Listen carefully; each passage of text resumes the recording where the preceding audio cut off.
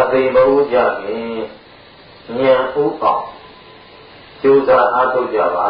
လို့ရှင်းဥစွာလေးစားစွာနဲ့တိုက်တွန်းပါနော် အလုံးအသေးမဟုတ်ခင်ပါဘူးရဉာဏ်ဆိုတာကဘယ်လိုစာလို့ပြောကြရင်ဝိဇ္ဇာအမှန်သိတဲ့တရားကိုခေါ်ဉာဏ်ဆိုတာဘာကိုခေါ်အမှန်ကိုသိတဲ့အစာလံဒေသနဲ့ပြောရင်ဒါဝိဇ္ဇာဘာလဲဝိဇ္ဇာပါဗျာဒါဖြင့်အသေးဘူးကဉာဏ်ဥအောင်အားထုတ်ကြရမယ်လို့ရှင်းရှင်မဟုတ်ဆရာတော်ဘုရားကြီးကမှားတော်မူတော့ယခုဦးဇင်းတို့တော်ကောင်းတို့ကဘာဖြစ်နေလို့မေးကြရှိဟာဘာဖြစ်နေလို့ဆိုတော့ဆရာတော်များကသိအောင်လုပ်ပါဉာဏ်ဥအောင်လုပ်ပါလို့မှားရတာဟာမသိတဲ့တရားရှိနေလို့ပေါ့သိအောင်လုပ်ပါလို့မှားရတာတန်ရာတစ်ခွင်လုံးမှာဦးဇင်းတို့တော်ကောင်းတို့အဲ့ဒီမသိခြင်းသာလို့ပြောရင်အဝိဇ္ဇာမသိတာပါလေအဝိဇ္ဇာပါဗျာမသိတဲ့အဝိဇ္ဇာဦးစီးနေခဲ့တဲ့အတွက်သံဃာမှာအဖြစ်မှန်ကိုမသိကြဘူး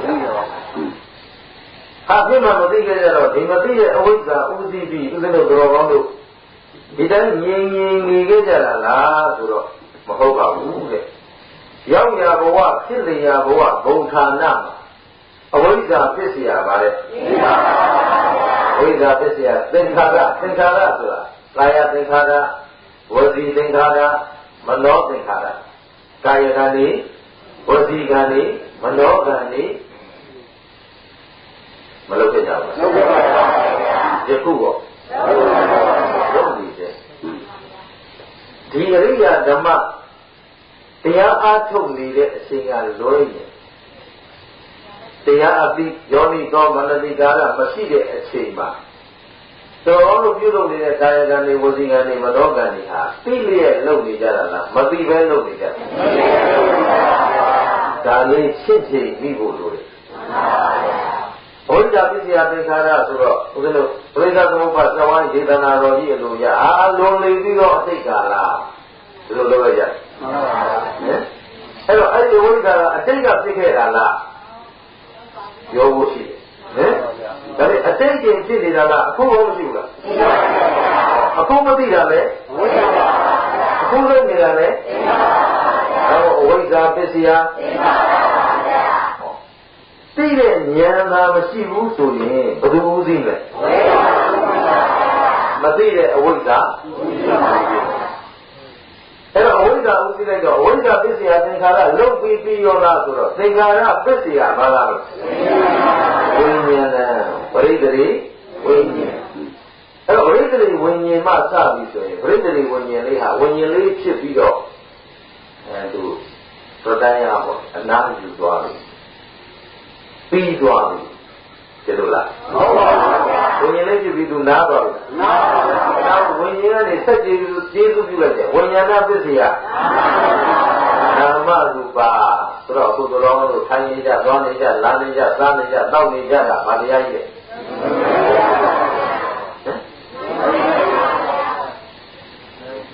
ထိုင်နေတာပါလေစားနေတာ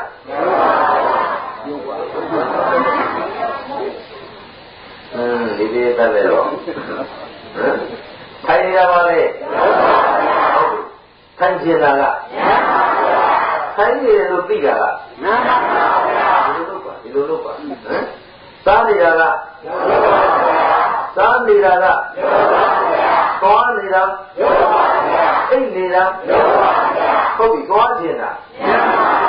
ထိုင်နေတာသိနေတာဟောတော့ဝိညာဉ်ကနေဆက်ကျေးဇူးလိုက်တော့ဗာကျေးဇူးပြုတယ်ဉာဏ်ယောဝိညာဏပစ္စယနာမရူပပစ္စယကြတော့ထိုင်ရင်လည်းလာရင်လည်းသွားရင်လည်းစားရင်လည်းတောက်ရင်လည်းဆိုတော့တော်ကောင်းလို့လုပ်ချင်တာတွေကုန်ပြည့်ပြည့်စုံစုံလုပ်နိုင်ဖို့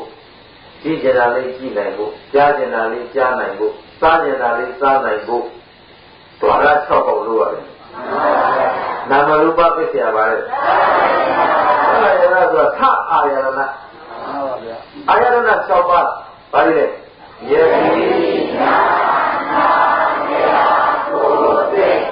ဒီပါပဲ6ပေါ့ဉာဏ်ယုတ်ကနေကျေစုပြုပြန်ကျေစုပြုတော့ဒေါရ6ပေါ့ကောငြိမ်ငြိမ်နေသလားနေပါဘူးအာမနေရင်သအာယရဏပစ္စယဘာသာဆိုတော့သူကထိဖို့တွေးဖို့အလုပ်လုပ်ရတာယတိဘာနဲ့တွေ့မယ်ဒါဘာနဲ့တွေ့မယ်နှကောင်းကဘုရားကကိုယ်ကစိတ်ကဟုတ်ပြီအဲ့တော့သူတွေ့ကြတဲ့သူတွေ့ပြီဆိုတော့သံဃာယရဏပစ္စယပါလားဟုတ်ကဲ့တွေ့တာရှိတာကိုဘာခေါ်လဲအဲ့တော့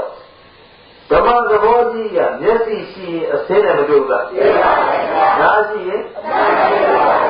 တွေ့ပြီးတော့ဦးဇင်းတို့တော်ကောင်းတို့ကဒီတိုင်းတွေ့တဲ့အတိုင်းထားမလားခံစားမလားဒီကိုဟင်မြင်ပြီးဆိုရင်လှတယ်မလားဘူးမခံစားဘူးလား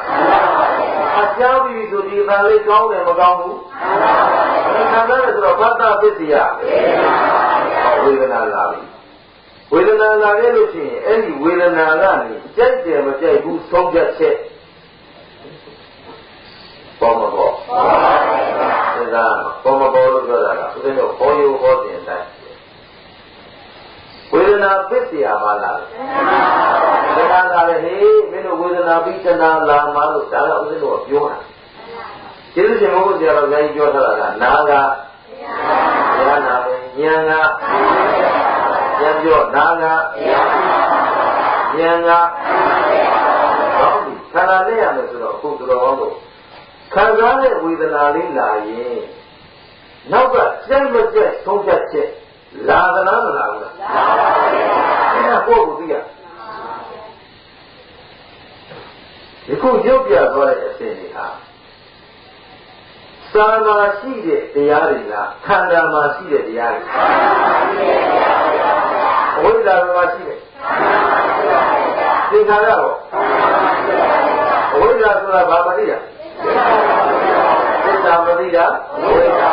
အဲ့ဒီသစ္စာမသိတဲ့အဝိဇ္ဇာနဲ့အဝိဇ္ဇာပစ္စယသင်္ခါရဆိုတော့ကာယသင်္ခါရဝစီသင်္ခါရမနောသင်္ခါရဘလို့လဲလုံးကလားမလုံးလားလုံးပါပါဘုရားအသေးချာစဉ်းစားတော့ဒီလိုသိတဲ့နဲ့မြကာယကံနေဝစီကံနေမနောကံနေမလုံးကြဘူးလားလုံးပါပါလုံးနေတာကိုယ့်ကိုယ်ကိုပြောလို့ပြောမှန်းလဲမရှိပါဘူးဗျာစိတ်ကတွေးလို့တွေးနေမှလဲမရှိပါဘူးဗျာဟာတခါတည်းလမ်းလျှောက်လို့လျှောက်နေမှတော့မရှိပါဘူးဗျာဖြစ်ပေါ်အဲ့ဒါလိုဖြစ်လာခဲ့တော့သင်္ခါရပစ္စယပါတဲ့ဝိရိယဝိညာဉ်ဆိုလဲဟုတ်တယ်ပေါ်သေးဝိညာဉ်လေးဆိုရင်လည်းဟုတ်တယ်ဝိညာဏပစ္စယနာမရူပကျတော့နားလည်အောင်ပြောတော့သာကျင်တာကသာနေတာကသွားကျင်တာကသွားနေတာကကြည့်ကျင်တာကကြည့်နေတာကသွားကျင်လာခြင်းစားခြင်းတောက်ခြင်းကြည့်ခြင်းနားထောင်ခြင်းဆိုတာလည်းတော့နာမရူပပစ္စယငါတို့ရှင်းနေလိုချင်တာနဲ့ပြည့်စုံအောင်လို့ဓဝါဒဘယ်နှပေါ့အတောက်ပေါက်ကြည့်တော့သက္ကာယရဏပစ္စယအဖတ်ကတွေ့ရရှိခဲ့လာရဖတ်တာတော့ဖတ်တာပစ္စယခံစားမှုဆိုတာပေါ်လာတယ်ခံစားမှုပေါ်ရင်တော့တရားပေါက်လာတော့မှာပဲဝေဒနာပစ္စယကြိုက်တယ်မကြိုက်ဘူးလားတော့ဒုက္ခကြတော့မလိုချင်ဘူး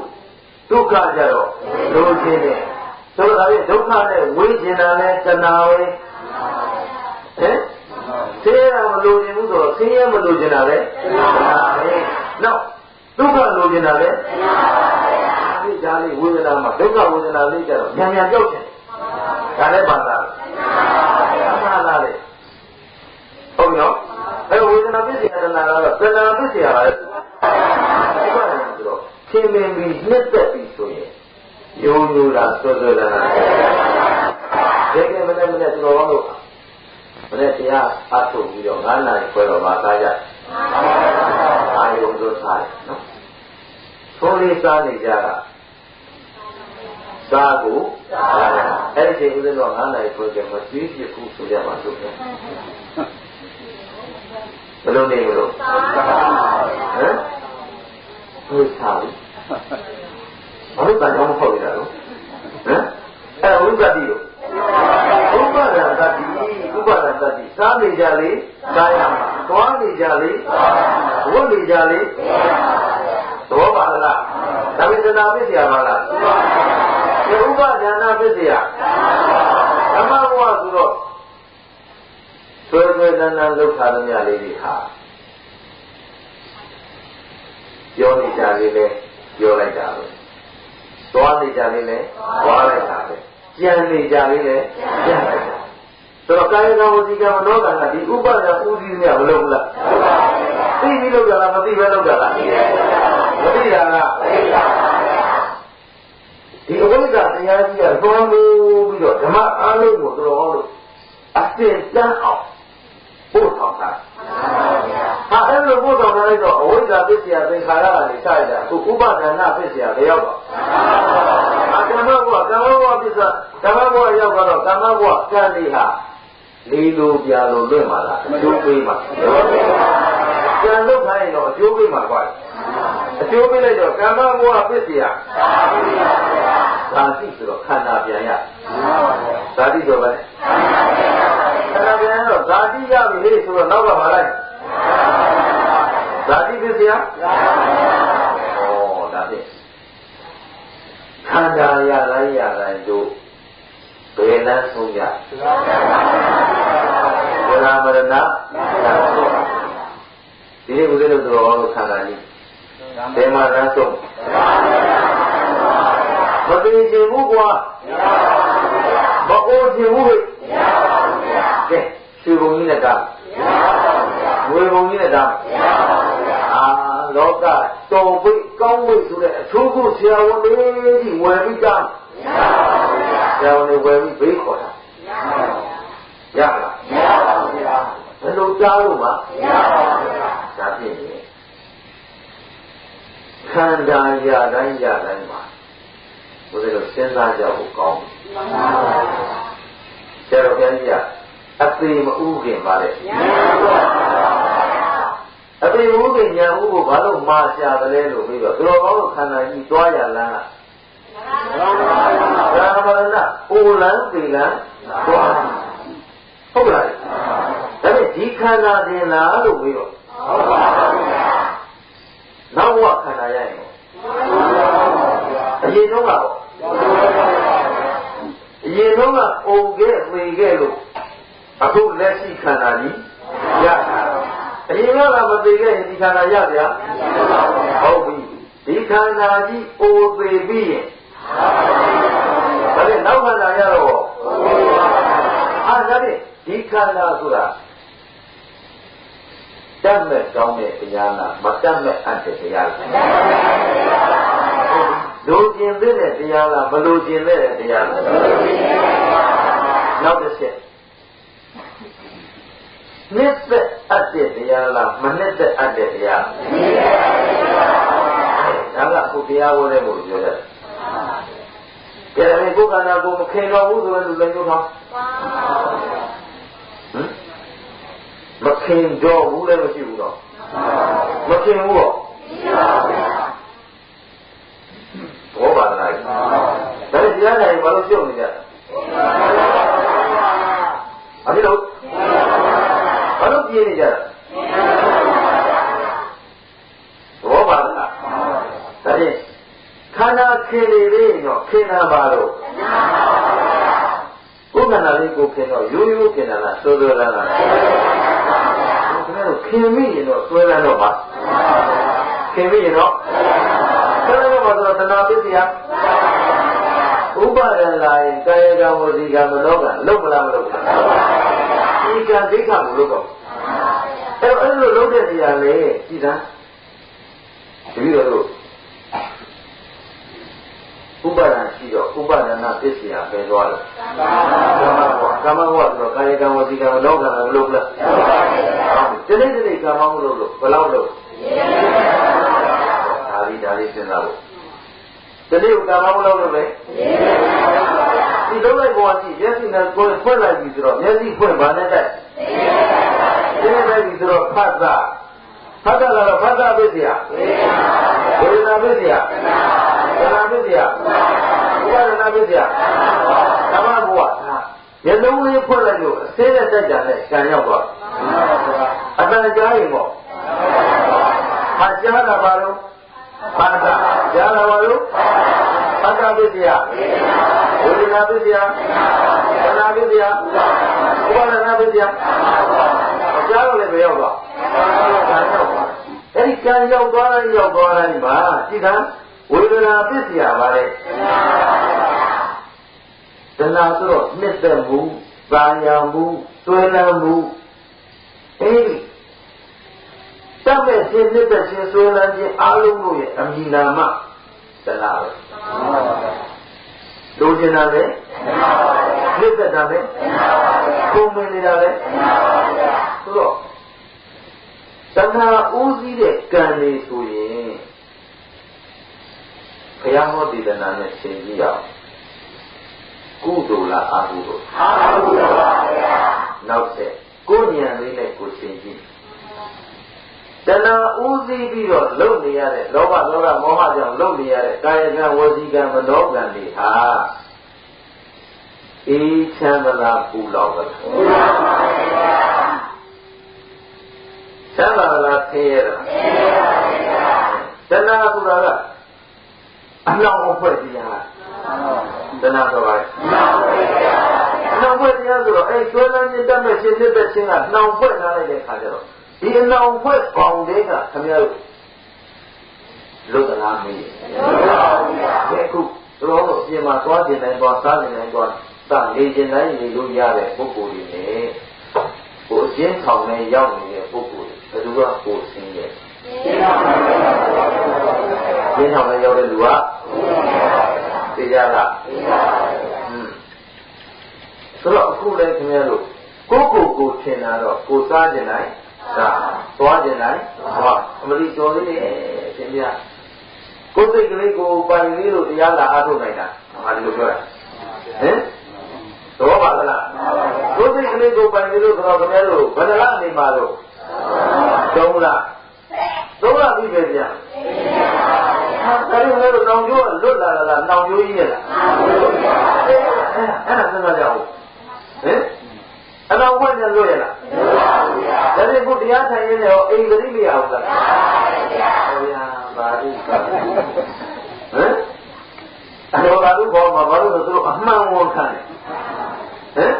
အိမ်ဂရိရနေတယ်ဆိုတော့အိမ်ရဲ့နောင်ကျိုးကလွတ်ရလားလွတ်ပါဗျာခဲတာဒါနဲ့တဏှာဆောင်တယ်ဆောင်နေတာဟောဟင်ဒီသာသမီတန်ရောစင်ကိုလွတ်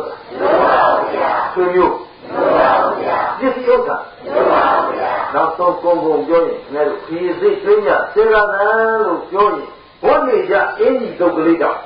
လွတ်ပါဗျာဟင်ဒီကြီးလေးတော့နွားမီဆိုပြီးတော့ရိတ်တာယူသွားလို့မတော်ဘူးဆိုပြီးဘယ်ထားမိခဲ့အိမ်ထားပြီအဲ့ဒါလေးကလေကျော်ဖို့ပြီးဖို့တက်ပြီးတော့ကိုဘီယိုလေးနဲ့ကိုထည့်ထားခဲ့တာမဟုတ်ရင်ငါတန်းမော်ထားခဲ့တာလက်ကြီးတုတ်ပြီကုန်တော့သဘောပါလားဒါပေမဲ့ရောက်နေတာတော့အနောက်ဖွဲ့တယ်တဏှာအနောက်ဖွဲ့တယ်တဏှာအနောက်ဖွဲ့တယ်ဘာလို့ပြိမိတာလဲဆိုအနောက်ဖွဲ့မှသိလို့လားမသိလို့လားမသိတာလားဘယ်တော့မှမသိကြတယ်လေဆိုရင်ဉာဏ်လူကိုမိတ်ဆွေထင်တော့အောင်ကိုမသိတာဟမ်ပါလေဉာဏ်လူကိုသိနေတာဒါလေးသဘောပေါက်အောင်ဦးဇင်းတို့သုံးသပ်ကြမယ်ဆိုတော့ခန္ဓာဝက်ကမှန်ရုပ်ပါဠိတော်ယာဒဝက်မှာလာတယ်ယာဒဝက်မာရတုတ်ဆိုတာရှိတယ်နော်ဘာတုတ်တယ်လို့ယာဒဝက်ဆိုတာယာဒနဲ့ဟန်းကြီးကိုဟောတဲ့ဒီဟာနေစုထားလို့ယာဒဝက်တုတ်အပြင်မာရတုတ်ယာဒဝက်မှာပထမတုတ်မာရတုတ်ဆိုတာရှိတယ်နော်အဲ့တော့အဲ့မာရတုတ်မှာဘုရားရှင်ကိုယ်တော်မြတ်ကြီးသာဝတိကြီးဇေတဝန်ကျောင်းတော်မှာသတင်းသုံးနေတော့ယဟန်ကြီးအသက်အရွယ်ကြီးမှပေါ့ ယဟန်ဝတ်တယ်ယာရဆိုတဲ့ယဟန်ကြီးတစ်ပါးမှန်ပါပါယဟန်ကြီးတစ်ပါးတော့ပါလေသူကအသက်ကြီးမှယဟန်ဝတ်အသက်ကြီးမှယဟန်ဝတ်ပြီးတော့သူသိကျင်တာလေးတွေကိုလည်းရဲရဲဝုံဝုံပေါ့လေနိုင်နိုင်ချွတ်ချွတ်လည်းမေးတတ်တယ်ရဲရဲဝုံဝုံလည်းမေးတတ်တယ်ယဟန်ဒီယဟန်ကြီးကဘုရားနဲ့တွေ့တဲ့အခါကျတော့သူဘာပြောတယ်လဲဆိုတော့အရှင်ဗျာတဲ့မာရောတိဗန္တိဝဂတိတေကြဝဒနုကောဗန္တိမာရောတိဗန္တိအရှင်ဗျာမာရောတိလောကကြီးမှာသေမင်းလို့ပြောနေကြပါလေဟုတ်နော်ဘုရားအပြောအဆိုအပေါ်ပေါ်ထဲမှာသေမင်းဆိုတာမရှိဘူးရှိပါဘူးဗျာသေတတ်တယ်ဆိုတာရောရှိပါဘူးဗျာသေခြင်းတရားရောရှိပါဘူးဗျာသေသွားတာရောရှိပါဘူးဗျာအဲ့ဒါအကုန်မာရဟုတ်ပါလားအခုရာဂကြီးမေးတဲ့မာရောဆိုတာမာရကိုပြောမာရဆိုတာသေမင်းသေခြင်းဟုတ်ပြီနော်သေတာနဲ့ပတ်သက်တာအားလုံးမာရပဲဒါပေမဲ့သေခြင်းလို့ရှင်ပြလူတွေပြောကြတယ်ဗတ်တယ်ရှင်ပြမာရောတိသေခြင်းတရားသေမင်းလို့လူတိုင်းပြောကြပါလေဗျာသေတဝဒနုခောအဘေမြသောအတိုင်းရှိအဘေတရားကိုမာရောတိသေခြင်းတရားသေမင်းလို့ဝုဒ္ဓတိဆိုရပါမယ်ခင်ဗျာလို့ဟုတ်ပြီနော်ရာဂယဟန်ကြီးကဘယ်လိုမေးတရားပါအားဒါဖြင့်ဒီတရားဘယ်လိုဟောမတရားတရားဟောတော့မတရားဟင်တရားဘယ်လိုဟောမှာတရားဟောဆိုတော့ဟာရာဂရရူပိခောတတိရာဂမြည်တဲ့ယဟန်နဲ့ရူပိဆိုတဲ့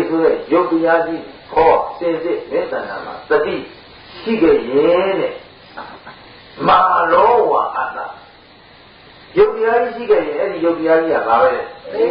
သိမင်းအဲ့ဒီယုတ်တရားကြီးရှိရင်ယုတ်ကဘာလဲသိမင်းပဲဆိုတော့အခုတော်တော်လို့လက်ရှိရထားတာခန္ဓာဘာနှပါခန္ဓာ၅ပါးဆိုတော့အဲ့ဒီခန္ဓာ၅ပါးပြောကြည့်အောင်ဘာလဲ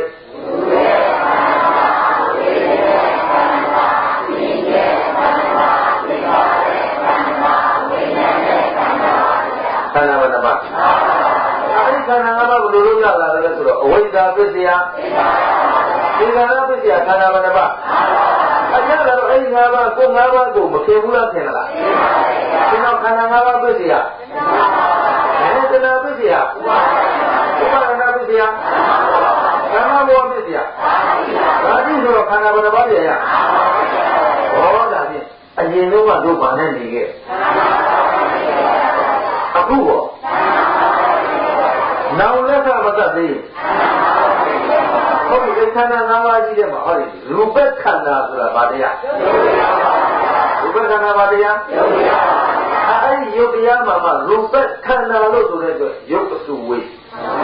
အဲ့ဒီအစုဝေးကြီးကအခုဘုရားပြောရူပိခောတတိယာရမြည်တဲ့ယဟန်နဲ့ရူပိဟောဒီယုတ်တရားကြီးခောစင်စစ်မင်းရဲ့တဏ္ဍာမှာတတိရှိခဲ့တယ်ရှိတော့မာရောဝါအတ္တမာရောသိခြင်းတရားသည်အတ္တဖြစ်ရ၏အတ္တဝေယသည်ဖြစ်ရ၏ဆိုတော့သိမင်းဆိုတာဘာလဲဆိုရင်မင်းမှာရှိတဲ့ယုတ်တရားဒီယုတ်ကဘာလဲလို့သိမင်းခုနပြောတယ်အမှန်များမသိဘူးဆိုရင်ဘုရားတော်အောင်လို့ရန်သူကိုပါတယ်ဒီလိုတည်းဆိုတော့အခုကိုယ်ရုပ်ကလေးကိုမြင်ဟဲ့မှတ်ဟဲ့စောင့်ရှောက်တယ်မွေးမြူတယ်မလုပ်ကြဘူးလားကိုယ်လေးကြည့်ပြီးတော့ပိန်သွားပြန်ပြီဝါလာတော့ပိန်တော့ဖြူတော့မျိုးတော့ဒါလေးကိုအသားလေးဖြူလာပြန်တော့ဖြူလာပြန်ပြီတဲ့ဟမ်ညိုသွားရင်တော့ညိုသွားရင်ပြီတဲ့အဲ့တော့ဦးဇင်းတို့တွေ့တိုင်းပေါ့လို့ပြောကြတယ်ဘုန်းကြီးပိန်သွားတယ်ဗျာဟောပိန်ကလားဟမ်ဘုန်းကြီးဝါလာတယ်ဝါမလားဟမ်ရုပ်ပဲသဘောရှိလို့ဒါနဲ့ကြ ဦးလေတို့ဖောက်ပြန်တယ်ဆိုတော့ပိန်ခြင်းလဲဝါခြင်းလဲဖြူခြင်းလဲညိုခြင်းလဲဖြူဖြူညိုညိုပိန်ပိန်ဝါဝါဘာဖြစ်တာလဲဖောက်ပြန်တာဒါရိုးရိုးပြောတော့ဖောက်ပြန်တာတဲ့တဲ့ပြောရင်ပေပန်းပွင့်တာရှင်းမလားတဲ့တဲ့ပြောပြီးတော့အဲဒီတော့ဘုန်းကြီးတော့ဝလာတယ်ရုပ်မြတ်ကြတော့ရှင်းကြလားနော်ဒီဘုန်းကြီးဝလာတာဖြစ်တယ်လို့ဟဲ့ပြင်သွားတော့ဟောသူ့လာတယ်ကွာညိုသွားတယ်ဟဲ့ဘုန်းကြီးနေလာပြီးတော့ဟောဒီအောက်ကဟာတွေလေပြောတို့လည်းကမှအောက်ကဟာတွေလေသူလုံးမှာသူတို့ပြောလို့ကိုယ့်ဘက်ကိုမြင်လဲလိုက်ခုဘာဖြစ်နေကြဒီတော့အာမနာချံပြုလာတာဆိုတော့သမီးဘုန်းကြီးတတိတော့ဘာညာနေလို့ဘာဖြစ်လာလို့ဘာညာလဲတရားတတိတော့မောနေတာဒီကိစ္စကိုဘာလို့ဒီယုတ်တရားကြီးရုပ်မှန်ရင်အဲ့ဒီဖောင်းပြတဲ့တော့ကလည်းဘယ်ပဲကြီးနေတာမနေ့ကလည်းဒီလေးဘယ်ဟာသိပဲကြီးဟာဒါဖြင့်မနေ့ကတည်းကဒီလေးဓမ္မနဲ့နဲ့ပို့စားပြီဟင်အဲ့ဒီစားတာပေခြင်းလို့စားတာလားမပေခြင်းလို့စားတာမပေခြင်းလို့သူ့ပြုစုနေရဟုတ်နော်အချိန်တန်ကျွေးရင်ကျွေးတဲ့မကျွေးရင်အမေစားရကြမှာသိတော့မလားမသိဘူးပြောဘူးလားပြောဘူးလေပြောဟုတ်တာဘောသူမကျွေးရင်ဘာလို့တော့မှာလဲသိတော့မှာအဲ့တော့သိမှဆိုလို့ဒါလည်းခင်ဗျားတို့ကသိမင်းခေါ်ဆက်နေတာပါဟင်ဘာလို့နေကြတာဒါလည်းခုခင်ဗျားတို့ကစားနေရတဲ့ဒီလိုလေးကကိုယ်လေးဆက်နေတာကိုစားရတာခေါ်ဆက်ရအဲ့တော့မသိတယ်မင်းမသိရင်လေးပါတဲ့ဘောပါလားဟင်အခုကြည့်လားအဲ့ဒီယူပခန္ဓာကြီးခင်ဗျားတို့ကျွေးမွေးထားတဲ့ယူပခန္ဓာကြီးက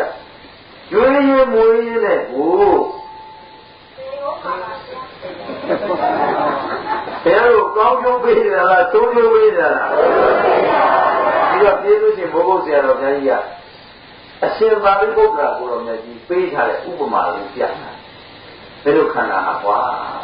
ဘာနဲ့တူနေလို့ဆိုတော့ဉာဏ်တော်ကြားမွေနဲ့တူတယ်ဘာနဲ့တူလဲဉာဏ်တော်ကြားမွေဆိုတာမွေးခြင်းနော်မွေထဲမှာတော့သူကအဓိပ္ပာယ်ဆိုတော့ဒီမွေကြီးလာပြီဆိုရင်ကျန်တဲ့မွေသိမွေမွေမွားလေးတွေကုန်းငယ်သိမ့်တဲ့မွေတွေကအကုန်လုံးဝုတ်ပြီးတော့စောင့်နေရတယ်ဒီမွေကြီးသူ့လမ်းကိုဖြတ်သွားတယ်ဆိုရင်ပြဿနာမရှိဘူးမတက်လို့သူလာတဲ့လမ်းမှာဘေးကဝတ်နေတဲ့မွေရှိနေတာသူသိလို့ဗဇက်ကလေးဟပေးလိုက်အဲ့ဒီဘေးကရှိတဲ့မွေကရေမွေလေးလေးဟာလားမွေသိန်းကလေးလေးရှိတဲ့မွေသိန်းမွေမွားလေးတွေကဘာလို့အောင်ဆိုပြည့်ပြီးတော့အသာရှာဖားကလေးလေးရှာဒီမွေဗဇက်နဲ့ထက်ငါးကလေးရှာဒီမွေဗဇက်နဲ့ထက်ပြီးတော့ရှာတယ်အဲ့လိုရှာရင်နဲ့သူ့ဗဇက်ကြီးကမပိတ်ဘူးမဝသေးဘူးဆိုရင်နောက်ဆုံးရှာလို့မရမောလာပြီဆိုရင်အဲ့ဒီမွေလေးကဗဇက်ထဲဝင်ပြီးလိုက်ဘောပါလားဒါပြီးဘာမှမအောင်ကြခွန်းဟမ်ဘာမှမအောင်လို့ကြာကိုလို့မနိုင်တော့ကိုယ်တိုင်ဝင်နေလိုက်ဟင်ကိုယ်လည်းတကယ်လို့ဒီဘက်ခန္ဓာကြီးရတော့ရှာကျွေးဦးပေါ့ဟမ်ဘုရားကမအောင်မရှာရဘူးလားဒီလိုက်သွားလိုက်ဆိုတာခင်ဗျားတို့သိချင်လို့ရှာတာမသိချင်လို့ရှာနေတာအပြီးတော့သူဒီမွေလေးဟာအဲ့တော့ကြောင့်ဘုရားကဗဇက်ကြီးဟာထားတော့သူဘယင်ကိုဗျအဲ့တော့သေမှာကြောက်ကြတယ်ငါတော့စားတော့မှာပဲဆိုပြီးတော့အားလေးရှာခွန်းလိုက်ငါလေးရှာခွန်းဘာမရအိမ်ကြောင်ခွန်းခွန်းတယ်တော့ခွန်းနောက်တော့ဒီမွေကြီးကဘာလို့ဗဇက်ကြီးကပိတ်မပိတ်တော့သူလည်းမောဟင်ကြားပေါ်ရလို့သူလည်းပဲဟော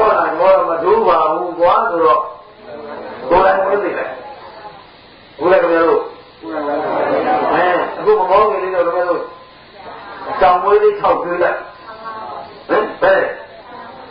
ဒီကြောင့်ဘော်ရဲလေးရှိတယ်ဟမ်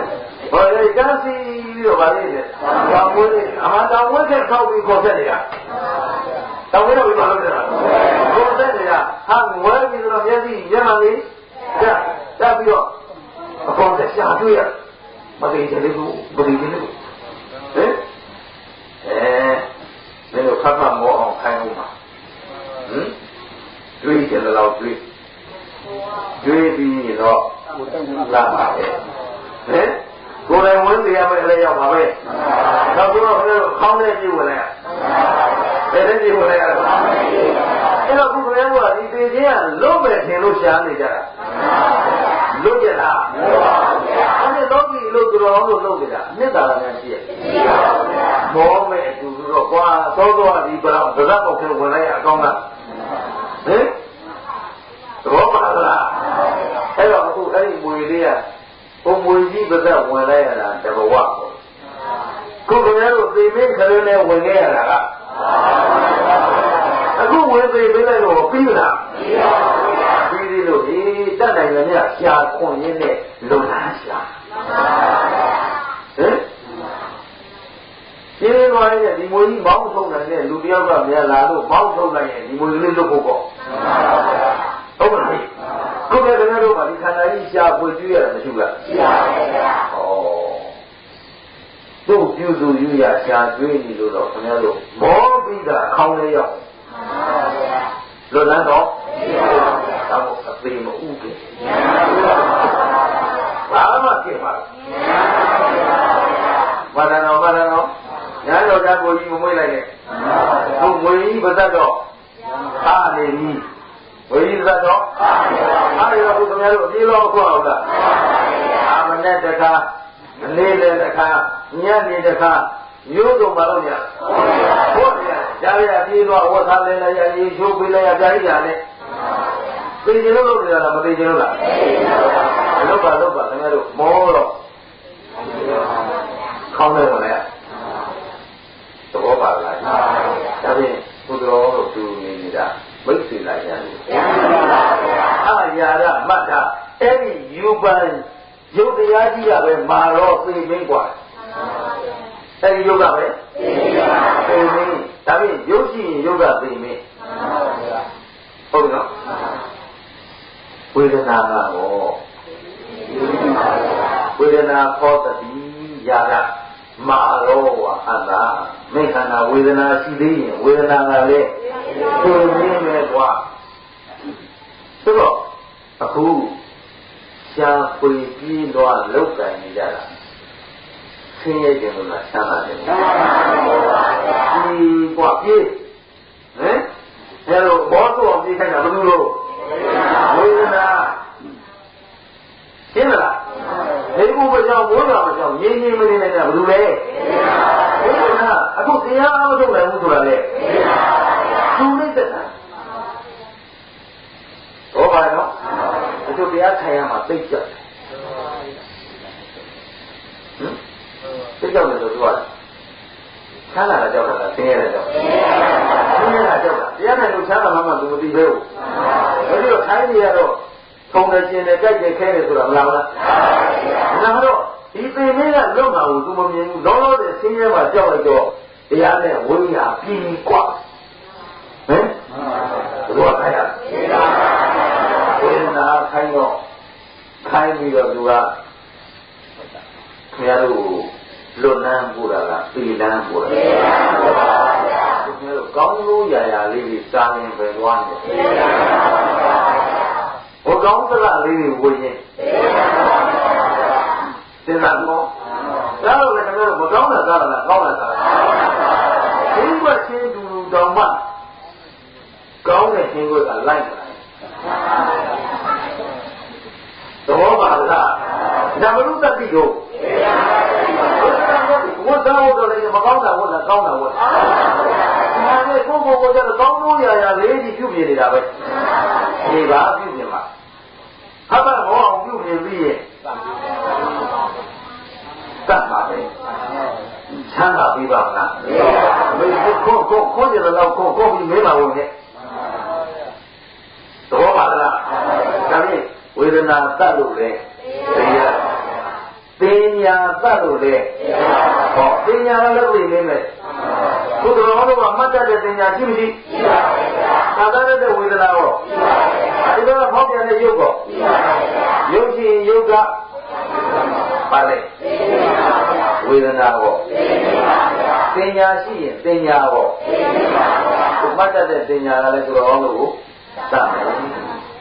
ဟုတ်ဆိုငါသားလေးမွေးထားတော့ငါကိုယ်တိုင်မွေးထားတဲ့သားဆိုတော့ဘယ်လိုသားပါလဲညာဆန့်ထားကြလားသားအမသူရင်းများလွယ်သေးလားဘယ်လိုသမီးတို့မွေးရဲ့ဘယ်လိုပစ္စည်းတို့ဘယ်လိုအိမ်တို့အောင်ဝယ်မှတ်ထားရတယ်ပညာဆက်လိုက်ပုံများ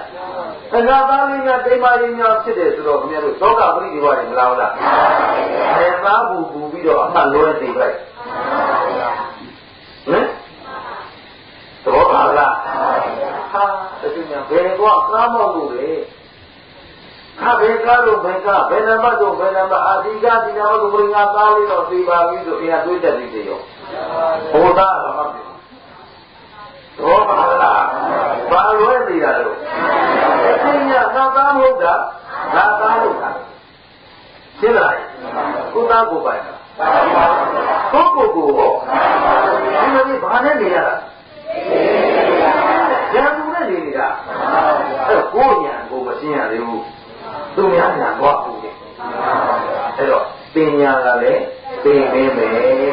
သင်္ခါရကတော့သူပြုမြင်နေတဲ့စေတနာလေးစေတနာနဲ့ပြောတာပါစေတနာနဲ့ဆိုတာပါစေတနာနဲ့လုပ်တာပါဘယ်လိုပြောက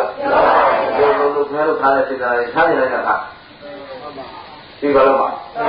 တတ်ပါခင်ဗျားတို့စေတနာတတ်ရှင်းလားဒါဖြင့်စေတနာကလည်းပါလို့သိနေမယ်နောက်ဒီဘက်ကဝိညာဉ်နဲ့ခန္ဓာဒီဘက်ကဘာလဲတော့ဝိညာဉ်နဲ့ခန္ဓာဆိုတော့စိတ်ဝိညာဉ်နဲ့ခန္ဓာပါလေစိတ်ရှိရင်ဒီစိတ်ကလည်းဘာဖြစ်လဲတတ်မှာပဲသိနေမယ်စိတ်ကလည်းပါလေသိနေပါဗျာကိုယ်စိတ်ကိုမနိုင်လို့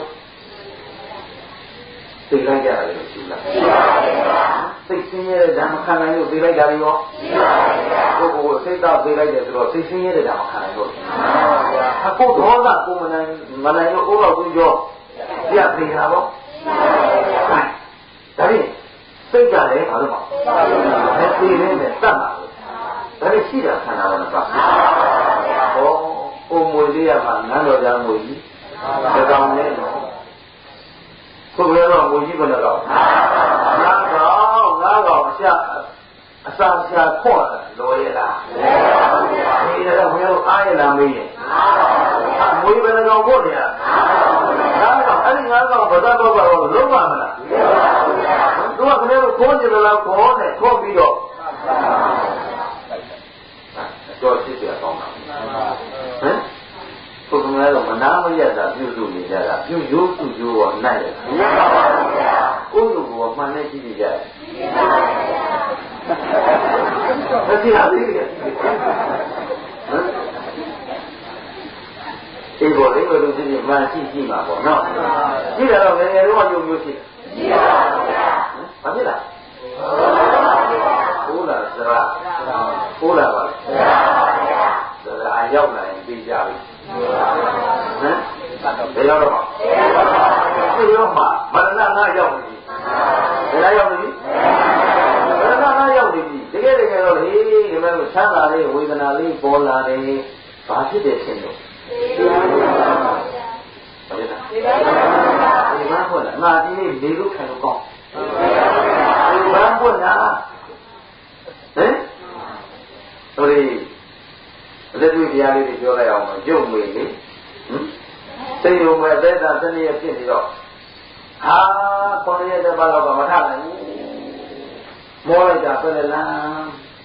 ခဏလေးထားအောင်ဟောလိုက်မစားနိုင်မတော့နိုင်ဩဒုက္ခအနောက်ရကြတော့2ရက်လောက်ခလိုက်ပြီးတော့အတရားတွေဆိုင်မယ်အခုအစားတွေစားမယ်စောက်မယ်သိကြပြီငါမေတော့ဒီဘာကွတ်မေအဲ့ဒါဒီဘာကွတ်ဟာဘယ်လိုပြောရလဲ ရှင်ပြလေးရှင်းနေကောင်းနေတာငါတော့ကောင်းတယ်ပြောဘာဖြစ်တာလဲပြေလို့အချင်းကြီးလာမျိုးလို့ပေကံကြီးရိတ်ခါယူတာဒီနေ့စားသလားလည်းမမေးနဲ့အဲ့ဒီနေရက်ကတရားတယ်လို့ကောင်းလိုက်တာဘာဖြစ်တာလဲဟောတော့စားတော့ကောင်းလာလို့လည်းသိမပြောလိုက်တဲ့တော့ဘာဖြစ်တာလို့ဒီမှာဘုရားနေတိုင်းမကောင်းပြန်ဘူးလို့တော့ဝါလာဟေးအမှတ်ပညာတွေပိုကောင်းလာတယ်အမှန်မှတချို့ပြီးတော့ခုတရားအထုတ်လို့လာမသိဘူးပြမှန်တယ်အတော့ကောင်းအမှန်ဆိုတော့ဒီကမဖြစ်သေးလို့ပါမှန်တယ်ကောင်းလာတယ်ဆိုတော့သူကသာသမီတွေမှတ်မိကြတာလားတွေးရှင်းနေမှတ်မိတယ်နာမရောက်ပါဘိုးတော့မေ့နေတဲ့တွေးကမှပေါ်လာလားဆိုတော့ဒီပါလေမှန်တယ်ကောင်းလာတယ်ဘာဖြစ်တာလဲမှန်ညာကောင်းတော့လေမှန်ညာမကောင်းတော့လာကြီးတဲ့သူကမျိုးစုံတချို့လာပြောတာမှန်ညာကောင်းလာတယ်တချို့ကျတော့သင်္ကာဘယ်လိုသင်မှန်းကြည့်ငယ်တော့ကတော့မဟုတ်ဘူးဘုန်းကြီးဟောတာလေဒီပြီးတော့နားနေတော့အကုန်သိတယ်နားနေတော့နဲ့အကုန်သိတယ်ပြီးတော့ဟောတာလို့ဗျာမှန်ညာတာပါလေမကောင်းတော့မှန်ညာပါလေမကောင်းတော့ဘာဖြစ်ကြလို့ဘာလို့လဲအမှန်ညာကောင်းတယ်မကောင်းတော့ဘောဟာသေနာတွေကောင်းနေတယ်မကောင်းဘူးဗျာဟာစိတ်ကလေးတွေကောင်းနေတယ်မကောင်းဘူးဗျာဟောဒါဖြင့်ဘာနဲ့အတူနေရတာလဲဒါမိတ်ဆွေတဲ့သူတွေကလည်းရန်သူတဲ့သူတွေကစိတ်ချလက်ချနေခြင်းရှိရတာဒါကိုအမွေကြီးမေ့နေတာဆက်ရုပ်ကြည့်တော့ဒီမှာပထဝီဒီသောအာမောဝါရောဓမ္မနပဒီလေးပါးကလည်းပထဝီရတ္တမိတ်ဆွေတွေဒီတော့အပူလုံးသေးတယ်အေးလုံးသေးတယ်ပထဝီကတောင့်တင်းပြီးတော့ပြော့ဖတ်ပြီးတော့ဘသူရတွဲမာယာများကြီးအာဘောအာစီလုံးသေးတယ်သွေးလုံးသေးတယ်ဓာတ်လျှောသေးတယ်ဘသူကတတ်တော့အာဘောတတ်တာဓာတ်ချုပ်လို့ဒါအာဘောပဲစီးချုပ်လို့အာဘောပဲရှင်းလားအာကိုလေးပေါ်နေအောင်ပြီးသေးတယ်ဝါရောကွာဟောပါလားဒါနဲ့လည်းတော့ဓာလေးပါးကလည်းမိတ်ဆွေလိုက်ရဘူးလားဒါနဲ့ဘယ်မှာတော့ကြရလို့မိတ်ဆွေရဆန္ဒတကူဥစ္စာရှိတာညာလူလည်းမိတ်ဆွေရညာလူတွေပါလို့အဲ့တော့မှညာရကပြောရင်းဆိုရင်းနဲ့ပြောလို့ဆိုတော့မောင်ဆရာနည်းနည်းကြံတော့အဲ့တော့တော့လေးပြီးအောင်ဟောကြအောင်လို့နော်အဲ့တော့ကိုယ်ခန္ဓာကြီးဟာအခုဆိုတော့မရှိဘူးဉာဏ်လူလားမိတ်ဆွေဉာဏ်လူဖြစ်ရင်နှစ်သက်အပ်တဲ့တရားလားမနှစ်သက်အပ်တဲ့တရားလားအဲဒီခန္ဓာဟာဆွဲကြပြရှိတယ်ရှိပါဘူးဗျာသဘောပေါက်လားသဘောပေါက်တာလေးဇာတ်ဆက်မေးရကြည့်ဘုန်းတော်ကြည့်လာတော်မူတော်မြတ်စွာဘုရားတဲ့ဒီလိုရှိတဲ့ခန္ဓာဟာသေမင်းမဲ့လို့တော့ဘုရားကြီးတော့သိပါပြီဒါဖြင့်အဲ့ဒီသေမင်းလက်ကလွတ်အောင်ဘုရားကြီးတော့ဘယ်လိုလုပ်အောင်တန်ကြဒီမေဘောလေးသံဝေါရှိလားမရှိဘူးလားရှိပါဘူးဗျာခင်ဗျားတို့ပြုလို့ဆိုရင်တော့သေမင်းနဲ့ခင်ဗျားတို့ဝါလာလာမဖြစ်တာတော့သေဘာမောနာဖျားပင်လာတော့သေဘာမောနာဖျားဆိုအေးအဲ့ဒါသေဘာမောနာမှထားပြဘာသစ္စာဒုက္ခသစ္စာပြီးတဲ့ညာကမေဃသစ္စာဆိုသာလို့ပြန်လာတော့ပါလားသေမင်းကလွတ်အောင်လို့ဗျာအကြံဉာဏ်လေးရဘောဘူးအဲ့ဒါဘယ်လိုဖုံးထားလဲဒါတမယတခွင်လုံးလေအမှန်တရားကိုမသိအောင်ပုံလွှမ်းလာတာဘယ်လိုလဲအဲ့ဒီထဲမှာခင်ဗျားတို့တို့ကဘယ်တော့မှမဲလာကြတယ်ဆိုတော့ဒီမိုင်မဲပုံလေးအရှင်းကြီးမရှိတာထက်ပါထက်မသိတာထက်ဒီတစ်ခက်ရှိမသိချင်တာထက်ဘာပဲလဲဒါလေးစဉ်းစားတော့ဝိဇ္ဇာသူ့ပြောရမယ်ဆိုတော့အဝိဇ္ဇာကိုနိုင်တာဘာကနိုင်လို့ဝိဇ္ဇာညာကမှနိုင်ဝိ တာကိုသွားမှနိုင်လို့အဲ့ဉာဏ်မရှိနိုင်မလားမသိချင်ဘူးဆိုကြတဲ့နိုင်ပါဦးသံဃာတစ်ခွင်လုံးနှိမ့်ဆက်ထားတာမရှိတာချက်မသိခြင်းလုံးမိုးထားတဲ့ဆိုခင်ဗျားတို့ကျွတ်တို့မှာမှားပြီးရဲ့အဲ့တော့အဲ့ဒီမသိတာချက်ကိုသိခြင်းစိတ်ကလေးပေါ်အောင်ခုလုပ်ပေးနေရတယ်ဘုရားကြီးဟောကြတယ်ပြောကြတယ်သုံးမှကြတယ်ဆိုတော့ခင်ဗျားတို့သိခြင်းစိတ်ကလေးကိုတိုက်တွန်းရတာအခုတရားအားထုတ်နေတာကဘာလို့လဲသိအောင်လုပ်နေတာဒါလေးကိုယ်အောင်လုပ်တရားထုတ်တာကတရားနာနေတယ်ဆိုတာကသိခြင်းစိတ်ကလေးပေါ်အောင်လုပ်ရဟုတ်နော်ကောင်းပြီအဲ့ဒီမသိကျင်တာဆက်ဆက်တာရှိသေးတယ်ပါလေဘယ်ဟာဘုရားသိကျင်အောင်ဆောင်တာကမသိကျင်တာဆက်သိကျင်အောင်ဆောင်တာဘုရားအဲ့တော့သိကျင်အောင်များတော့ဖြင့်ဆောင်လိုက်ပါလေမိတ်ဆွေမှသိရတော့ဉာဏ်သူကိုအဲဒီခင်ဗျားတို့မိတ်ဆွေဘယ်လိုလုပ်ဉာဏ်ဝိဇ္ဇာပါဗျာမိတ်ဆွေဘယ်လိုလုပ်သိချာတရားမသိမှသို့လို့တာနောက်ကနေလက်ပိတ်ထိုးပြီးတော့ဇံမွေးပြီးတဲ့ဆရာကလေပုံမေးထားတဲ့ဘေးကုန်းနဲ့အဖြေထိုးပြီးရဖြစ်ပေါ်ဒီလိုမပိတ်ခင်ဗျားတို့ကတရားစာလည်းပြောခဲ့အသေးမဟုတ်ဘူးလုံးကြအောင်လေအန်တော့မှာပါတော့ဒါလည်းမိတ်ဆွေရပါတော့ရန်သူကမသိတာကမသိတာကိုသိအောင်လုပ်ရမယ်အမှားသိလားအမှန်သိလားအမှန်သိပြောင်းလို့ရှင်းပြီနော်ကောင်းပြီအဲ့တော့မှသေမင်းလက်ကလွတ်အောင်ဘယ်လိုလုပ်အောင်လဲဆိုတော့ຢာရရာတဲ့မင်းဟာကအဲ့ဒီခန္ဓာ၅ပါးသေမင်းဆိုရင်အဲ့ဒီ၅ပါးကိုသေမင်းပဲလို့နှလုံးသွင်းဘာပဲလို့နှလုံးသွင်းအဲ့တော့မာရကိုနှလုံးသွင်းလို့ဆိုတော့ဦးဇင်းတို့ကဒီမှာနှလုံးသွင်းနည်းလေးကြည့်ကြအောင်ဆိုအဲ့တော့ဆိုတော့နှလုံးသွင်းတော့ပြောပြီဝါလာတာမဖြစ်တာလို့သိပါလားသာမာတော့နော်အကျေရှိတာလေးအရင်ပြောနောက်တော့နှလုံးသွင်းလွယ်တာကိုကြိုက်ထားဟုတ်ပြီနော်စာရေးရှိတဲ့အကျေကိုလည်းပြောပြပြီးရင်ဘာလို့ကြိုက်လဲကိုယ်နှလုံးသွင်းတဲ့တာကိုဘာလို့ထားလဲထားမယ်ကဲကြည့်ကြလို့မာနဆိုတာသေမင်းလို့လည်းအသေးပဲရတယ်သေခြင်းတရားလို့လည်းအသေးပဲရတယ်မင်းဒီမှာရှိတဲ့ယုတ်တရားဟာတဲ့သေမင်းဆိုတဲ့ဟုတ်တယ်သေခြင်းတရားဆိုတဲ့ဟုတ်တယ်သေတာဆိုရင်လည်းသေတဲ့လူဆိုရင်လည်းဟုတ်ပြီနော်သေတတ်တဲ့တရားဆိုရင်လည်းဟုတ်တယ်သေတာဆိုရင်လည်းဟုတ်တယ်အနာဆိုလည်းဟုတ်တယ်ယောဂဆိုလည်းဟုတ်တယ်ဟုတ်ပြီနော်သေရဲဆိုရင်လည်းဟုတ်တယ်ဒီလားဟင်ဒါဒုက္ခပဲဖြစ်ကြောင်းပဲလို့နှလုံးသွင်းရောမရဘူးဒုက္ခဆိုရင်လည်းဟုတ်တယ်ဒုက္ခဖြစ်ကြောင်းဆိုရင်လည်းဟုတ်တယ်ဟုတ်လားဒါပေမဲ့ဒီယုတ်တရားရှိတာဆန္ဒကြောင့်လားဆင်းရဲကြောင့်လေသူရှိနေဆန္ဒလားဆင်းရဲလားအဲ့ဒီငန်းတော်ကြားကြီးနဲ့တွေ့တဲ့မွေသေးလေးလို့ပဲသူ့ဘယ်လိုမှငန်းတော်ကြားကြီးနဲ့တွေ့တ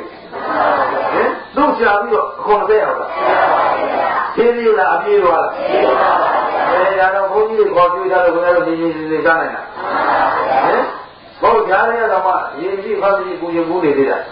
ဒါစီခုလိုရှင်းနေอยู่နော်ဘုန်းကြီးတွေဘယ်လိုများလုပ်ကြလဲအရှင်းဘောပါမကျွေးနိုင်ရင်စီစမ်းစားပြီးစီတောင်းမပါနိုင်နဲ့စားရင်ကျူပြီးတို့အကျူစားကြတို့ဒီလိုထိုက်မှာပူရတို့ကတော့ဆင်းရဲမှာမဆင်းရဲတဲ့လူကိုပြောတာလေအမေကတော့ဘုန်းကြီးဝင်သက်တာလေလို့ပြောတာအခုတော့ပြောတော့ပါဘူးနော်အဲ့တော့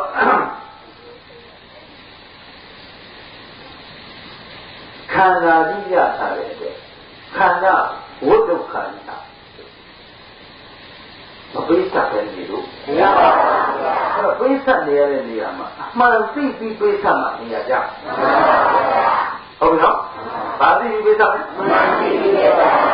မဆက်လို့ရတော့မဆက်လို့မရတော့ဘုရားတော်ဆုံးခံစားရပြီရှင်းလေးပဲတော်ပါလားဘုရားရှင်ကိုယ်တော်ကြီးတော်မနဲ့လင်းလာသဘိတ်တော်ပိုက်ပြီးပါလို့ဆုံးခံရတဲ့ဒုက္ခနာလေးပြုစုဖို့ဘောဗျာမပြုစုပါလိမ့်မလို့ဒီကောမှာဒီကောတော့ဘုရားရှင်ကိုယ်တော်နဲ့ကြီးတို့ပြုစုလာကြတော့လောက်မပါဘူးလားဟုတ်ပါဘူးဗျာမသိခြင်းလို့လားဟုတ်ပါဘူးမဟုတ်ဘူးဒီခန္ဓာကိုယ်လေး6တီမိကိုရောင်လေးမိနိုင်ုံလေးထားပြီးတော့သူကတတ္တဝါလေးအတွက်အကျိုးရွတ်ဆောင်ဖို့စားတယ်။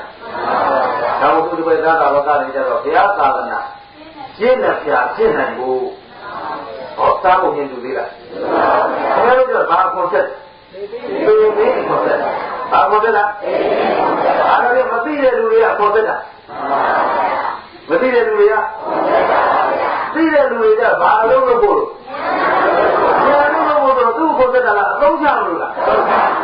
ဒီမသိနဲ့အိုးပြောလိုက်ဖို့ပြီးတော့ဟုတ်လို့မင်းကခိုင်းအောင်ပါဘောပါနော်ဒါနဲ့သူကကိုခိုင်းတော့ညာလားညာရင်ခင်ဗျားတို့လည်းဘယ်နဲ့တားခိုင်ရ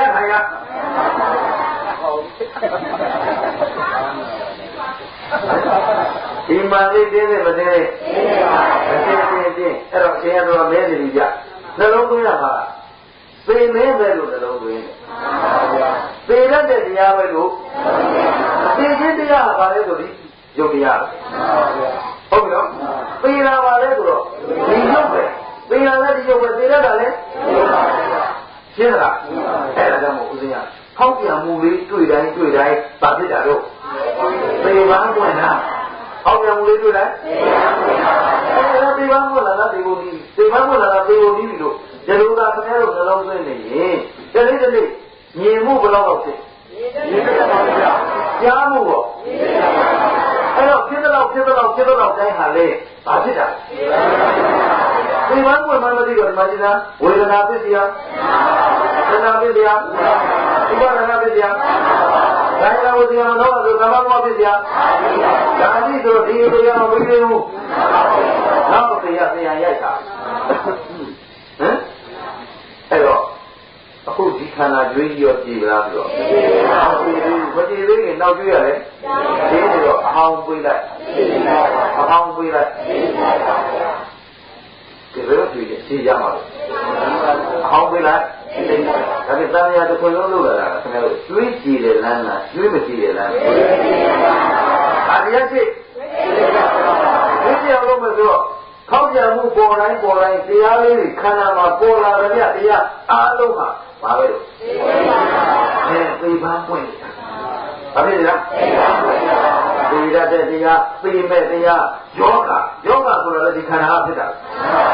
ဆရာဝန်သားသွားပြနာမည်တက်တာတော့သူကဆရာတတ်မှာပေါ့အဲ့ဒီနာမည်ပဲနေရတာလားရှင်းမလားနာမည်ပဲနေရတာလို့ခန္ဓာလေးရလာတယ်ဆိုတော့ဒီယောဂကလည်းပဲထဲမှာဒီခန္ဓာကတတ်တာ